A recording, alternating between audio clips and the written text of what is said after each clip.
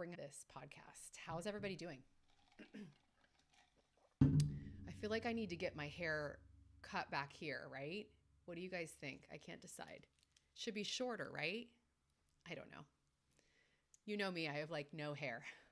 So we're bringing it all forward right now. Okay, anyway. Let's get into it.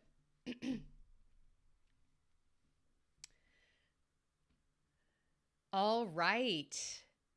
Welcome to the 1 Minute Mindset that may be able to help you stop drinking, and that certainly helped me stop drinking over 3 years ago. So I'm Janie. I'm so glad you're here. A few quick things about me. Okay, let's start over. So I'm Janie. I'm a joy coach. I'm also alcohol free. I can be your alcohol free coach if you want, or your alcohol moderated coach. Maybe you're just curious about changing up your relationship with alcohol and looking at new things, trying something different. Low battery, of course, right? Okay.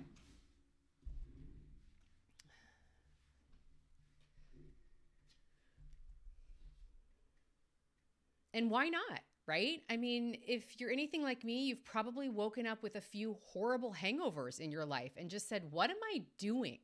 Why am I doing this? It's a question I wrestled with for several years. And I just decided about 3 years ago, I'm over this. I woke up this one morning, March 28th, 2021, and I just said, F this life. Like literally, why am I doing this to myself over and over and over? And I started She Just Glows about 10 or 12 years ago, sharing writings, essays really about the tough stuff in motherhood, the real stuff, the stuff that you talk about with your friends, not just how beautiful it is. And while it is beautiful, it's also hard. It's also confusing. It's also hard to measure your success, right? Especially if you come from a high-powered, high-achiever type of career like I did and like many of my clients did. Decided to take a break from drinking about 3 years ago and started joy coaching. And so I coach women who are feeling stuck in their life. Some of them feel stuck by their love of alcohol, and I can completely relate to that and help you navigate that. And some of them, we don't talk about alcohol at all. We talk about other things in life. So it's all sort of what you want the coaching session to be. If you're interested in working with me one-on-one, I would love the opportunity to meet you. I offer a discovery call, which is like, listen, if you know anything about me by now, like I'm not a salesperson. I'm not going to waste your time. I'm not going to pester you, but a free discovery call can be such a good way to meet each other and to learn how I can support you and help you. And if that's something you're interested in, connect with me. Send me a DM online. I'm on Facebook, Instagram, and even TikTok now at She Just Glows. So find me, connect with me, or you can even send me an email, Janie, Janie, at shejustglows.com. There's also a link to my website in the episode notes if you're interested in connecting. But let's connect. Let's talk about this whole drinking thing. And if anyone understands a love of alcohol, an identity that's rooted in being the fun girl and wondering how I can untangle myself from these frequent hangovers without losing that identity of the fun girl, the girl who can do it all, the girl who everyone depends on, the girl who everyone gives the hard jobs to because you're the finisher, you're the closer, the person who takes on a lot but makes it look really easy.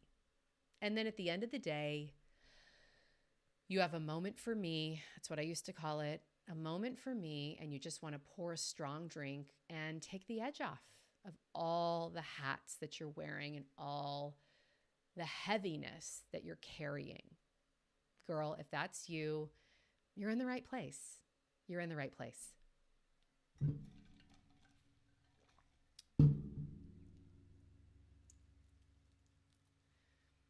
So this is a 1 minute mindset that helped me stop drinking. And something I want to say really quickly before we get into this short episode is I want to let you know a little secret. And I didn't know this secret for several years, which is why I went back and forth with over drinking, loving drinking, having drinking be a part of my motherhood that made me fun at something that's not always fun. It made me pass the mom bar with flying colors. It was like my trophy at the end of the day that I still had something that was for me and I hadn't just completely become someone different now that I had children, right? So this little secret that I didn't know that I'm going to let you in on now is you don't have to pick one or the other, okay? You don't have to pick alcoholic. Ew. Ew, ew, ew. We hate that word here at She Just Glows. We absolutely hate that word. It's not a medical term, by the way. No one can diagnose you with being an alcoholic. You're an alcoholic if you decide you are. Other than that, there is no such thing. And some people may disagree with that, and that's okay. But that's the beauty of having your own podcast. I can just say what I want here because it's my take on things, right? You don't have to be an alcoholic or sober. Oh, another word I hate. I don't know why, but before I stopped drinking, the word sober made me think of someone who was so boring, who had just decided to do nothing fun in life ever again. I know this is just not really what being alcohol-free is, but this was my idea of what sober meant. It was basically like deciding to never have fun again. A sober person in my mind was someone who stayed home with like their 5 cats, had greasy gray hair, and like, I don't know, wore a sweater and was just cuddled up on a recliner, drinking tea and being boring, whatever that meant. And if being boring is one of your big fears of taking a break from alcohol, oh boy, do I understand that. I have whole podcasts about that, whole podcast episodes. So you don't have to choose sober or alcoholic. You can just say, I don't like how drinking makes me feel, and I'd like to try something different. What a concept. You don't have to pick one or the other. See, my big fear was that if I was going to change how I drank, which is something that I wrestled with for several years, and I talk more about that in episodes 2 and 3 of She Just Glows, the podcast. But I thought that if I was questioning this alcohol thing, that meant I had to quit. That meant I had to completely go to zero. And I'm here to tell you, my friend, you don't have to do that. It's probably a good place to start, and you probably know that. Take it out of your life for a little while. And then we're going to just re-educate your brain and create some new neural pathways in your brain that shift the way that you think about your drinking and yourself as someone who loves drinking.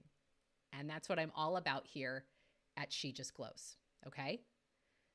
So your journey with alcohol is yours. It's no one else's. So if someone else says you're an alcoholic, you can say, no, I'm not. This is my journey. You know, you can go kick rocks. It's just like when someone like critiques your parenting, right? Like it stings, but you're like, go F yourself, like legitimately, like no one asked you. Okay. The same is true with your journey with drinking, and people have their opinions,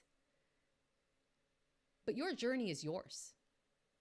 If you decide that you don't like how you feel every other night when you overdrink after the kids go to bed and you pour that wine into your red Solo cup and you sit there on the couch watching Netflix, and the next thing you know, you've gone through a whole bottle and you're waking up in the morning with that sick stomach, the cotton mouth. Oh, I had the worst sour stomach on those mornings, which was like every other morning for me, because I don't know about you. I'm someone who does things all the way. Okay. That's how I am. It's just what I do. Drinking is no different, right? If I'm going to drink, I'm not trying to have one glass. I'm not. I'm trying to have a lot of glasses.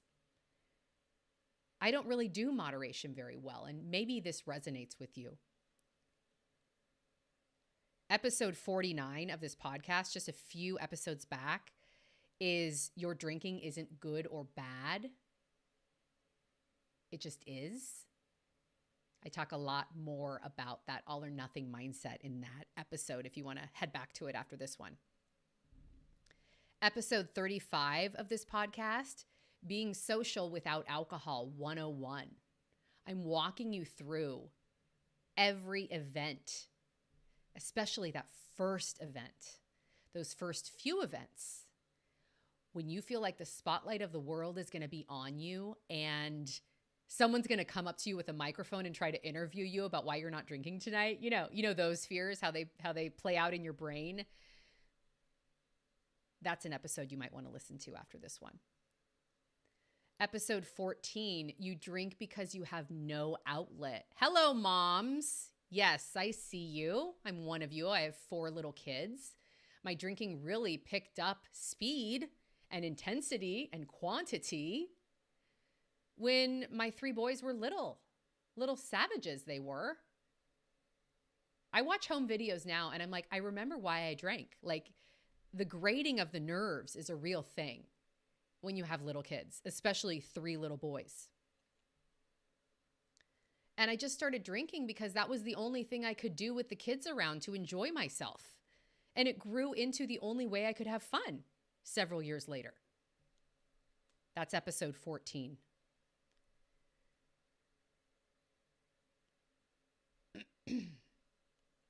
Episode 25 is 6 things I wish I'd known before I stopped drinking. Episode 7 is the time I drove drunk with my kids. A very shameful memory for me. You might have them too. And if you've made mistakes when you're drinking, I just want you to know this. You're not alone. And you know what the best apology is to those who you've hurt or who you've put in danger when you were drinking? Change. The best apology is changed behavior. There's nothing better than that. There's nothing better than your kids going from calling White Claws mommy's beers, because they were, and I drank mango White Claws. I mean, I would make pyramids with my White Claws in one day. So it was fun till it wasn't. It was fun until it wasn't. But the best apology to my kids, which they don't know that they needed one because they were so little, the best apology is now them knowing that I don't drink alcohol and that whatever is in my cup, they can drink and not have to spit it out. Aside from that, though, I'd never share straws with my kids. I learned that message. I learned that lesson years ago when we were sick for like every holiday one year when my 3 boys were little. I used to share cups with them and food with them. I refuse to do any of that. If they drink out of my water cup, they get in trouble, and I will not drink out of it again until I've washed it with soap and hot water. But that's another story. So you don't have to be sober or alcoholic. You can actually just be a whole, complex, dynamic person who wants to try something different. It doesn't need to put a label on you. Don't put a label on you. Don't allow others to put a label on you.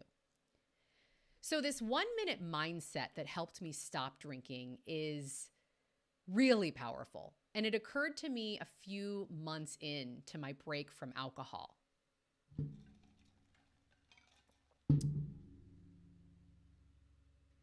And the mindset is this. When it comes to alcohol,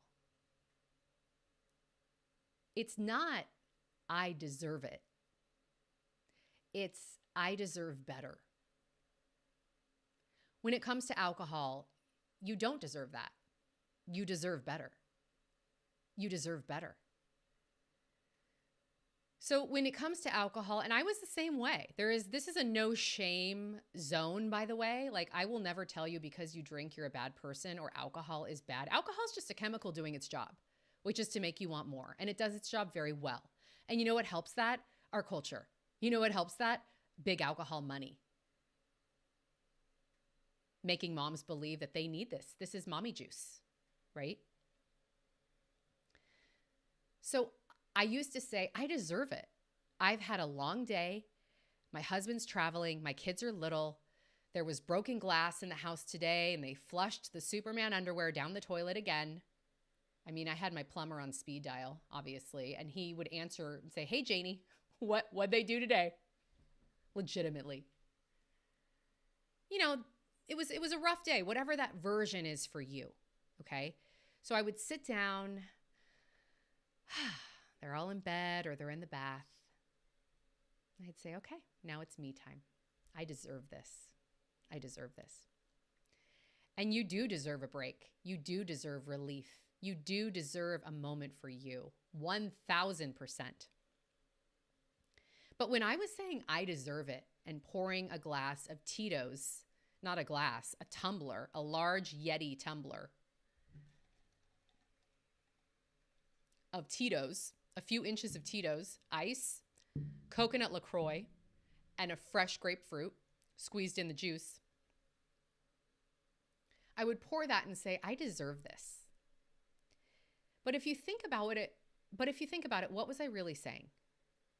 When you say I deserve it with alcohol, I deserve what? I deserve what? To take the edge off for the first 10 or 20 minutes max. You will never feel better than those first 10 to 20 minutes, that first, whatever gets you to that buzz, that 10 to 20 minute buzz. You will never get back to feeling that great for the rest of the night, but you will chase it. If you're anything like me, at least, you will chase that feeling for the rest of the night. You will never get there. You will just get more off. You're not going to feel any better, but you're going to get more out of it, right? And I would just chase it until I fell asleep / passed out, right? So I deserve what? Sitting and buzzing out on the couch while my kids are in bed? Okay, I can understand that. I did this for so many years, so of course I can understand that. But I can wrap my brain around wanting to take the edge off. But then what? If it only ended there, right? The alcohol journey doesn't end when you fall asleep. If only. No. No, no, no. If you fall right asleep, you wake up at 2 a.m, your heart is racing so fast, it's like, am I having a heart attack? Your body is sweating out the alcohol or sweating out like whatever you ate after you were drinking that you don't normally eat. Your stomach is rumbling. You can feel that red wine just storming around your stomach like a storm on the ocean, just sloshing around. Ew. Cotton mouth. So bad that you like need to get up and get water, and then you stand up and, oh, shit. Damn, my head hurts. Your vision's blurry. You stumble down to the kitchen to get that glass of water. You can taste the alcohol on your tongue still, but it's like bitter. And while that water cup's filling up, you're thinking, what did I do my husband's traveling. Who put the kids to bed?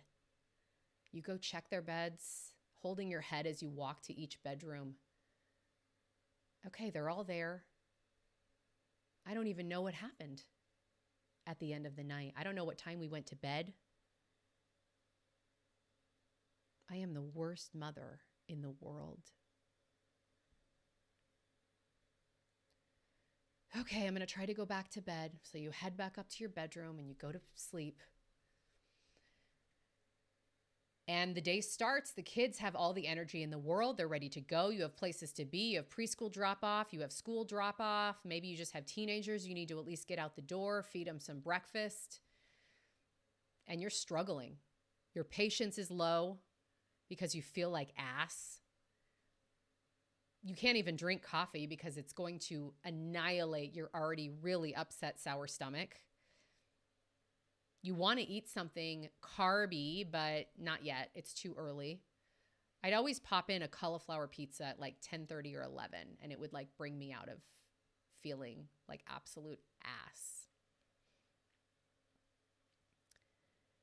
And then around 2 or 3 in the afternoon, it's like, okay, I'm feeling stressed again. I don't want to feel this way again tomorrow, but I won't. I'll do better this time. I'll do better this time. And it starts again. So I deserve it. I deserve what? No. You deserve better than that. You don't deserve that at all. You don't deserve feeling like crap every day. You don't deserve feeling that you're failing as a mom because you don't actually remember putting the kids to bed. You don't deserve that.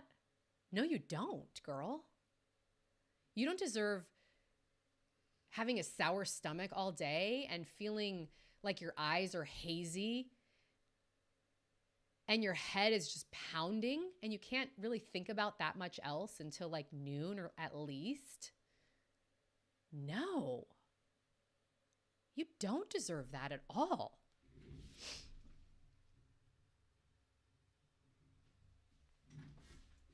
My phone's on low battery, Instagram, sorry. No, you deserve way better. You deserve way better. And this did not, like, if you haven't taken a break from alcohol yet, or like you're just thinking about it, I realize that this explanation is a little much right now. Like, I get that. I didn't walk into this mindset until I had been doing it for about a month. And I was like, I don't deserve that at all. I deserve so much better. I deserve so much better. I don't deserve that at all. I deserve so much better. I deserve clear mornings. I deserve the inner pride that comes when you said no all of last night at that social gathering, and that was tough. I deserve victory sips, which is waking up in the morning and pouring that cup of coffee or that cup of tea or that morning beverage just the way you like it in the solitude of your home because you felt good enough to get up before the kids for once. And you pour that cup and you sit there drinking it, and that's your victory lap. You did it. You stayed alcohol-free for one more night. You deserve better. You deserve to wake up and know that you are a badass mom. That if those kids had an emergency as they went to bed at night, you would be able to handle it. If you had to drive them somewhere for help, you could. Man, that feels good. I never thought about that before, but it feels really good. We've had nights where our daughter woke up with croup. I hate when the kids have croup. It's some of the scariest moments as a parent. They can't breathe. They're sort of like straining to breathe, and that barking cough. And it's not just for toddlers. My kids get it in their older years too. I think it's in the summer here in Florida. They're outside in the sweltering heat and then coming into the dry, cold AC inside. I don't know. But they get it like once every summer or so. At least someone gets it. Knowing that when my daughter wakes up, struggling to breathe, I'm not so passed out that I don't hear her. That I can take her somewhere or use my full active, good judgment, being alcohol-free, and solve the problem. That I don't rush through bedtime because I want to get to the cup on the other side of tucking my kids into bed.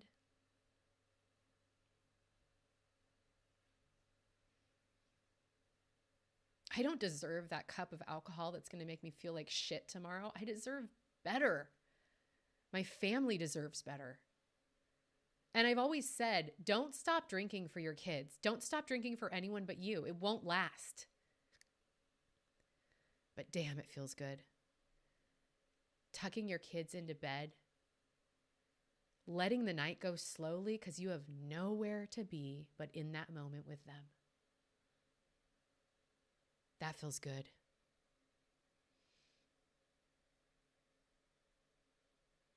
And before you know it, you start thinking about alcohol. It's not, I deserve it.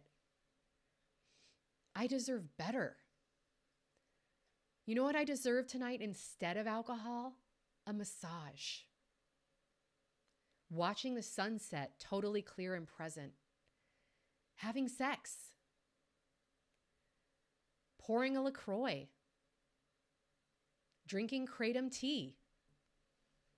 Anything but alcohol. Having a dance party with your kids because you are really silly like that, not because you're buzzed. Going on a walk as the sun sets with your dog. Cuddling your cat. Like, that's what you deserve. Cuddling up into bed and watching Netflix. That sounds really boring, but it's pretty damn fun.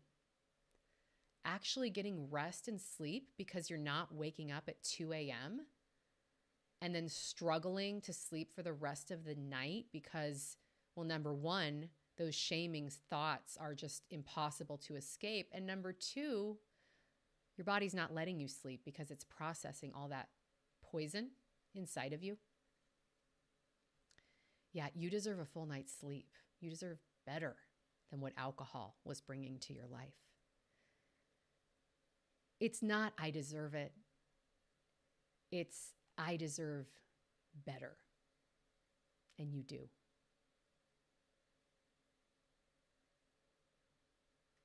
Thanks for being here, guys. Hope you enjoyed it. Have a great day.